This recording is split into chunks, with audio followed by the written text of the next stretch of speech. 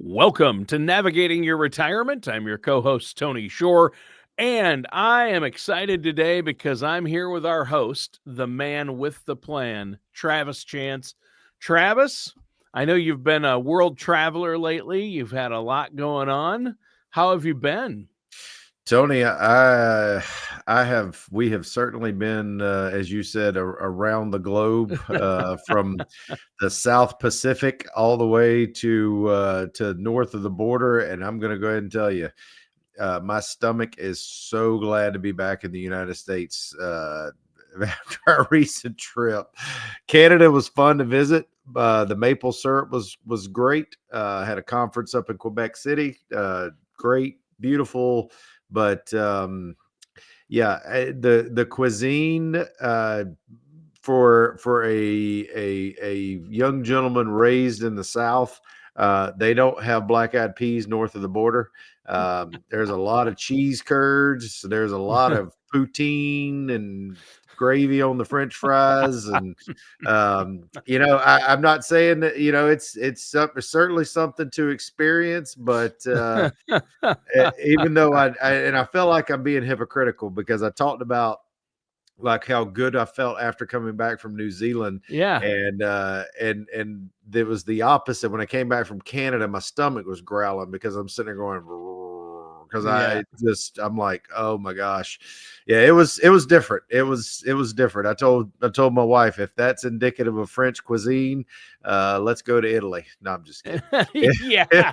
It was interesting. So Well, always yeah, fun. Yeah, the meat and always. three, the meat Yeah, and three of the South and the Midwest. That's what I like. You know what yeah, I mean? all kidding aside, did have had some interesting, I can't remember the name of it, had some interesting Canadian whiskey. Uh Oh, and it was once again, it was a local distillery, I guess, and just I was like, you know what? I'm ready for some good old Kentucky mash and some bourbon. some mashed potatoes and Oh gravy yeah. and a burger. That's Yeah, there you go. yeah, but other than that, it was great. It was a beautiful city. We actually got to go to a waterfall, which was pretty interesting. It was a few minutes outside the city, probably 15, 20 minutes. And according to the guide, which, have no reason to doubt him, it was in the volume of water. It was bigger than Niagara. Wow. Taller. I've never been in Niagara, so I have no frame of reference. Once again, if he's exaggerated, guys, give me some grace. That's what we were told. Yeah. But it was Wow. beautiful. It was a federal park for them, and Sure. it was terrific. So rained a Wow. lot. Did rain quite a bit. But you So also got to talk with other top advisors from around the country were there at this meeting and just hanging out, talking to them about ways to help each other. That's always beneficial. And you always bring back something new to help your clients with, right? absolutely, absolutely. But today's show, Tony, and I've been thinking about this more and more as I've had some reviews and had some prospective clients come in the office, particularly over the past month or two. You know, are we really going far enough as advisors? And what I mean by that is, a lot of your softwares, a lot of your projection, the calculators, financial calculators, if you will, a lot of them go to normal life expectancy. Now, I mean, there are some you can manipulate, you can go a bit further, but a lot of them are really stopping in the mid 80s because right now the current mortality table has been extended to 120, but it's pretty commonly talked about that, for a male, we're going to have a life expectancy of say 83 to 85. If you're a female, it's typically going to be around, a couple years plus or minus 87. And I think we might be missing the boat here Hmm. because there was one fact that I heard recently that I was like, "Oh my goodness!" Like I didn't realize that. When you were let's say you were a little kid and you thought about your aunt or uncle who were in their 40s or 50s or 60s, they look a lot older or looked a lot older. No offense, it just is the truth. They looked a lot older than a lot of 50s and 60-year-olds now. I mean, Yep. Tony, look at you. You know, but no, all seriousness, I'm pushing 50, and I feel like that's, as we age, our lifestyle, because it is so much less harsh than it was back in those days and those Right. times. Right. That's really, I think, starting to come to the forefront. And the fact that I was quoting was, there was a study, and I'll have to go back and look it up, and please, little grace here, but because like I said, we got so much information, it was just one of the statistics that stuck out. 25%, excuse me, 25% of a person's life expectancy is now based on genetics, and 75% is based on lifestyle. Wow. So if that math holds, think about that. The lifestyle, the working conditions, the things that were, prevalent in the 40s and 50s and 60s and 70s. Think about the lack of severity of those now, and why people don't seem to have the same, they don't look the same, right? we Right. don't we don't look the same. And here's a great example. um Angelina Jolie is now older than every Golden Girl that was on the TV show The Golden Girls, and I want you to go back and compare Blanche and Yeah. Angelina Jolie right now. So if you don't believe me, Yeah, that is that's a true. prime example, right? Yeah, there you go. I won't go any farther than that, but that's a prime example. Well, yeah, So, nowadays, I mean, we have workouts, we have a lot of fitness right, well, it's regulation, food, and we have it's medications and sure. science and things that are keeping us around longer. My grandfather, though, lived to 101, so I do have some genetic longevity. But a lot of people are just living longer. And you're right. When we were young, people who were 60, I mean, they had gray hair, wrinkles. Mhm. Nowadays, 60-year-olds I mean, they always joke, 50's the new 30, but I'm telling 100%. you, it is. If you look back at pictures of people who were 30 years old, you know, 50 years ago versus people who are 30 years old today, there's no comparison. And you're a sports fan, so you may remember this guy. Remember Ken Stabler? Oh, yeah, the quarterback for the Raiders. Look Yeah. at the same. There was an article that looked at Tom Brady at 45 and Ken Stabler at 45, because It's they were both playing ridiculous. football, Yeah. and it's like, what in the world? Because Ken Stabler looks like he's about to claim Social Security, and then you got Tom Brady over here, looking like he's 25. So yeah, Right. it's a totally different world, and I Yeah. guess that's really where the idea for the show came, is because I've recently seen some clients that have come in our office that their advisor was I think deficient in how long they were planning for their retirement. And this is someone who's in their early 60s, late 50s, and they're sitting there saying, oh well, you have X amount of money, and that's more than enough, then you're going to need to live comfortably.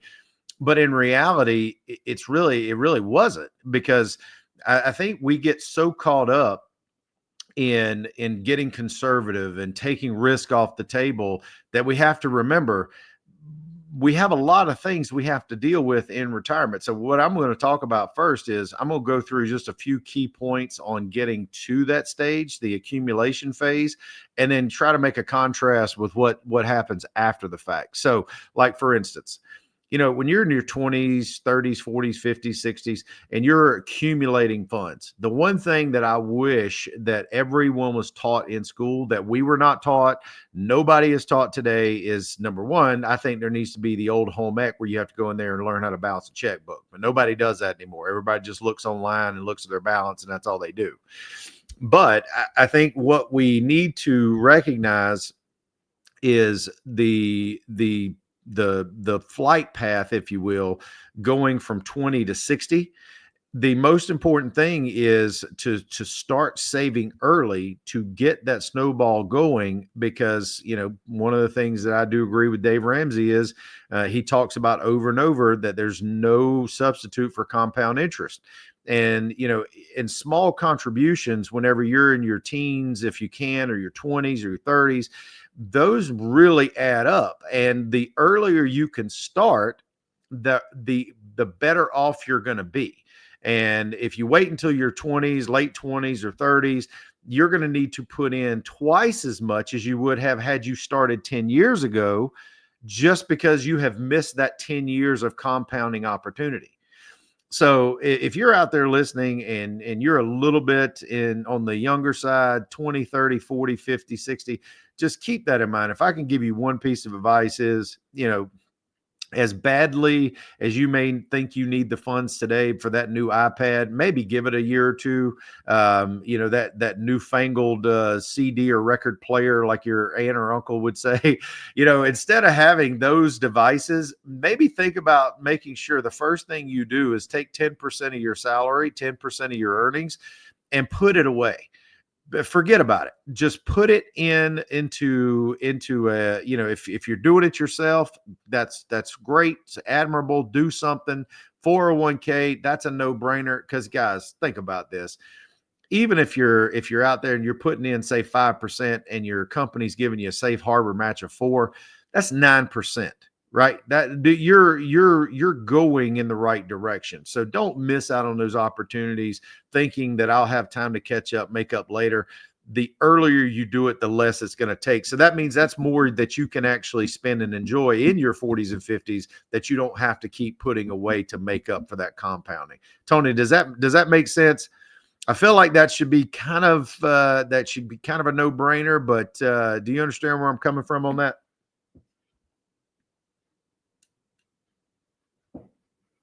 Well, yeah, I do understand. And personal finance and financial education should also be taught more. It should be a no-brainer to save and put away.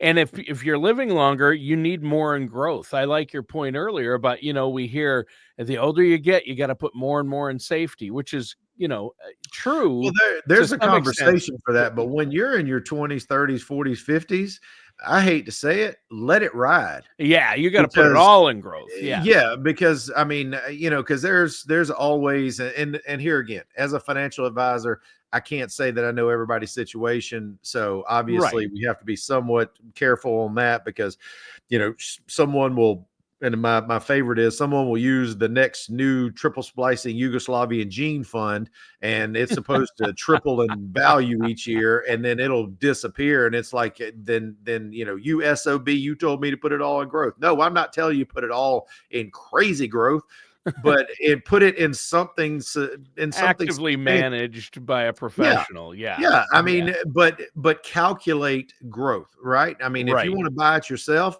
look for companies, look for Yeah. things, look for things that are going to be here 20 years from now. Now, did everyone think before 20 years before JC Penney filed bankruptcy that they would be here there forever? And Sears? Sure. You will have to make sure you till your garden periodically, right? Oh, for I mean, you can't sure. just Yeah. blindly follow it. But these are things, like I'm saying, you need to follow a good regimen of making sure you put your money away, making sure that it's dedicated for one purpose. That's for tomorrow, not for today. You can't eat it today. You got to wait. And I think doing that gets us to the point that we all want to get to, Tony, which is we want to take a 30-year vacation, right? We Yeah. get to retirement, you get to 60, 65, you say, hey, I think, now's the time. What I would also encourage you is something that I'm a fan of, is that we are, in my opinion, uh, we're in a very crazy time where you hear these YOLOs, you only live once, and you hear this FIRE, freedom, independent, what is it? Freedom and independent retirement or whatever. It's where they try to retire in their 30s or 40s, and they're only going to live. I mean, they're going to live frugally, and they're just going to do life experiences. I think there's room for both, right? I really do. I mean, just like for instance, my wife and I took a bucket list trip. I saved for 2 years. I literally bought stock, bought investments to save to go on a bucket list trip. That was separate from my retirement. That meant I had to devote more money to get to that point. But that's what you do is that's where planning comes in. And you say, you know what, this is still going here, but I want to do this experience. I want to have the ability to do this while I'm younger. What is it going to take for me to do that? That's how you start to carve those out and make those tranches. And that way you can, and I hate to say it, have your cake and eat it too. Work, but if you take a week and go on a bucket list or trip of a lifetime, and you're in your 40s or 50s, think about how much more you may enjoy that than waiting until you're 70 or 80 to try to do that same trip. Right. So just, put that in perspective. But if you get But to your, save. yeah, but I mean, say, put that 10% away. Like you say, do you need the latest gadget? Do you need to do this now? Save for the future. Make sure you're putting money away. You won't miss it. I mean, no, if no. Well, if anything, and I hate to put it this way, but it's the truth. That little, honestly, some people, that little green-eyed monster where they see that account start growing and growing and growing, all of a sudden they're like, oh, that's nice. Oh, look at that thing. And it's like yeah, then it becomes okay. Well, how can we do this? How can we make this happen? right. So getting back to my point, that's in your 20s, 30s, 40s, 50s, Sure. even into your early 60s. But at some point, we need to recognize, like I was talking about with the client that came in, he had been saving and was retiring in his early 60s. And this is where the genesis of the show came from. And I'll kind of talk you through his situation. Very substantial amount of money. The problem is he was retiring a little too early, Hmm. and he wasn't quite even planning to live to like 80, I think it was 83 or 85. Here's the problem. Even though he had a large amount of money, the real thing that got him was his advisor was like, why do you need to try to take risks to earn X amount of money? You've got enough. Why don't we just be real conservative and spend what you have? The problem is when you map that out, that actually he has a shortfall. He was not going to make it to live to his 85th birthday. He would have actually run out of money at age 83, Tony. Hmm. And here's the point. He had the capacity, because of his risk tolerance, he had the capacity to take a bit more risk. And I'm not talking about going from, first gear to fifth gear, but I'm talking about he could have actually taken some incrementally larger risk, and actually, like we talk about, make sure you structure your retirement that you do have some of that long-term money. I'm not saying that, planning, and I do believe planning for maybe the first few years, even up to 10 years of your first decade of retirement. Yes, that money needs to be secure, because short term, I can't tell you what the market's going to do tomorrow. I can't tell you what the market's going to do next Thursday. But what we can do is we have a pretty good guess that if this, then that, and if the market, obviously we cannot foresee black swans. They're going to Right. happen. Things. I mean, I can't tell you what Trump's going to say next. I can't tell you which country is going to get sideways with the next country. We don't know that. That's geopolitical risk. That's economic risk that you can't plan for. But go back and look in history.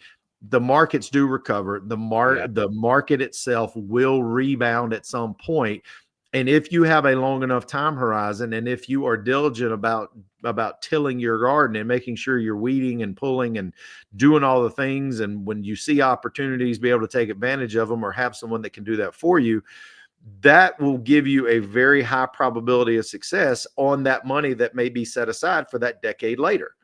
And that's where that long-term growth has got to still be in the portfolio. You can't hold on to your money so hard that it slips and squeezes through the cracks of your fingers. That's what I think is a big misconception with longevity is, on one hand, you have two rules of thought. You have those that still, and I used to be one of them, that abided by the rule of 100. I don't believe that anymore. I really don't. I think that and if nothing else, it may need to be extended to 120, Tony, because if you're 60 years old and if you have a reasonable health situation, you're not really fighting a lot of battles. Well, then, okay, 60 years old. If it's the rule of 120, not the rule of 100, okay, maybe you have about 60 plus or minus percent in stock or in growth. I don't think that's a bad idea, because if you're 60, the longer we live, the longer, honestly, that we're expected to live longevity wise, right? So that means we probably should think about, okay, what if I don't pass in my 80s? Well, I mean, what if I don't pass in my early 90s? These are questions we have to answer. And that's why, we talk about so many times on our show, we talk about you know maximizing our income streams, making sure social security is taken at the appropriate time. May not seem like it in the beginning, but let the math decide. I've actually got a case today, Tony. I'm working on the gentleman and I, we were talking, and I very seldom see this, but the way that his portfolio is structured, the way that he and his wife want their income, it is actually not a bad idea for him to take Social Security early. Now, the danger for his wife is it's because if he passes away and he takes it prior to a full retirement age, she will get about the 18 to 20% haircut. So that in some cases could be detrimental, but in his case, because it is a one-off exception, it actually may benefit them Hmm. more to go ahead and start taking it early. So that's why I'm talking about maximizing your income streams. Make sure that you are testing everything to see what works, and the things that don't, throw them away. The things that do, that's where you hone in and say, okay, now that we know that this is our foundation and our base, how can we maximize our other income streams? How can we reduce taxes? How can we make sure that we're as efficient as possible? And that's Folks, what you do for your clients, right? I absolutely. mean, That, that's what that's you what help a people do, and that's what you can help our listeners do as well. that's what a plan does, Tony. Yeah. And that's what a good financial plan. There is no perfect plan. There are only good plans, and they have to be monitored frequently. They have to be updated. They have to be vetted on a regular basis. Why? It's because things change. If you had told me 10 years ago that the next 10 years the events that unfolded would have unfolded, I would have thought you were crazy. Yeah.